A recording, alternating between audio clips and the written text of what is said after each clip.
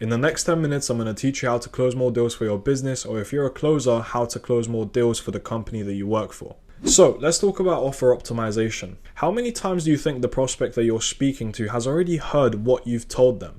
How many sales calls do you think they've been on where the salesperson is speaking to them in the exact same way, in the exact same tone, showing them the exact same things on the screen? Well, if you're in any competitive niche, which is a majority of the niches today, you can pretty much absolutely bet on the fact that your prospect has been on numerous sales calls with other companies. So there are two things you have to do.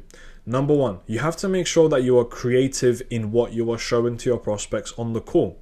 Back when I was a closer, we used to ask the question, did your prospect feel like they've discovered fire when they spoke to you? If you're not creating that excitement within your prospects to the point where they're like, holy shit, I can't believe I didn't know about this before, you're going to find it very difficult to scale and close more deals over the long term. So here's an exercise I want you to do. Whether you're a closer or a business owner, I want you to sit down with a notebook and start writing down what are some things that your prospects are probably seeing on a consistent basis. If you're running SMMA, they're probably getting a lot of screen shares on the Zoom calls where people are showing them like certain ad metrics. If you're in fitness, they're probably just seeing like testimonials of people that have lost a certain amount of weight. And you have to think, what could I show them that is different? Could I maybe put them on a diet that somehow still contains everything that they like to eat, but they will still be losing weight at a rapid pace?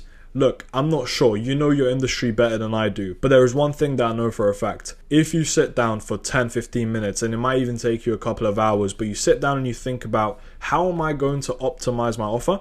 How am I going to come across as unique? You are automatically going to see massive changes into how many deals you're closing. Let's imagine I was your prospect and I sat down and I spoke to 5 social media marketing companies, and 4 of them told me the exact same thing. I saw the exact same thing on the phone, and then I spoke to the 5th person and they showed me something completely different. Which one am I most likely going to go for? The 5th one, because the rest of the 4 just seem like they're all copying each other and they're all doing the same thing.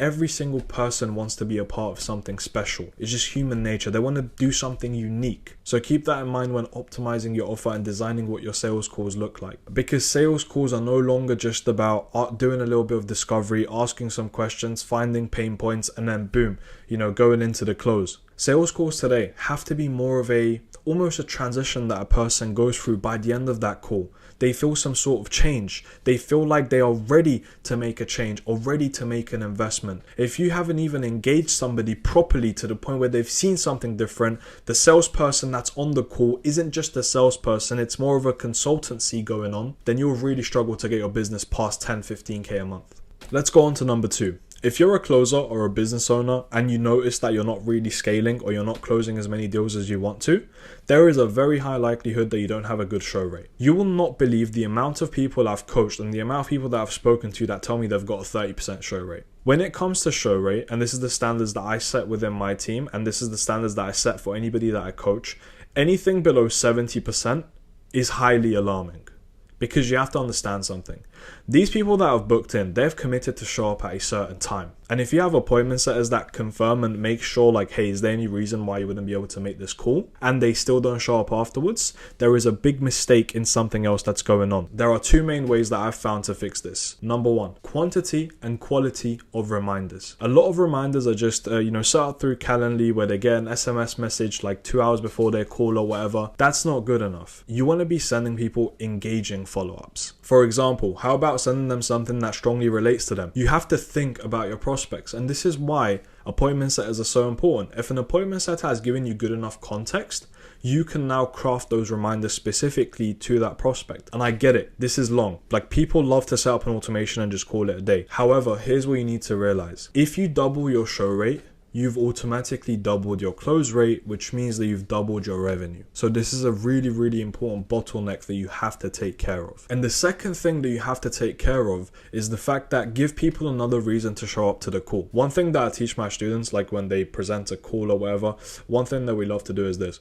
Hey, look, you get on the call, we're going to give you XYZ. Even if we don't work together, you get to leave with this. That way they have double the reason to come on the call because they know, okay, I'm not just going to get sold. I'm actually going to leave this phone call with value. And if you implement those things, then you're going to have a drastic increase in your show rate, which of course, like I previously have mentioned, is going to help you increase your closing rate. And last but not least, your follow-up procedures. I can't even begin to express how much money is lost in people that just give up after speaking to people once. And I'm seeing so much stupid shit online from people that are trying to sound cool or trying to sound different, talking about, oh, if they don't pay on the first call, then that's done. You guys are fucking stupid. And it's as simple as that. If you're not following up, if you're not nurturing, if you don't have a nurture system for people that haven't decided to work with you just yet, you're a fucking idiot and you will lose so much revenue. I remember specifically when I was a closer, about 30 to 35% of our monthly revenue was coming in through follow-ups. And we had a really good lead nurturing system where even after they spoke to us, if they were not yet ready to make an investment, for whatever reason, it might be because they just didn't have the money yet, or there was something else that was going on,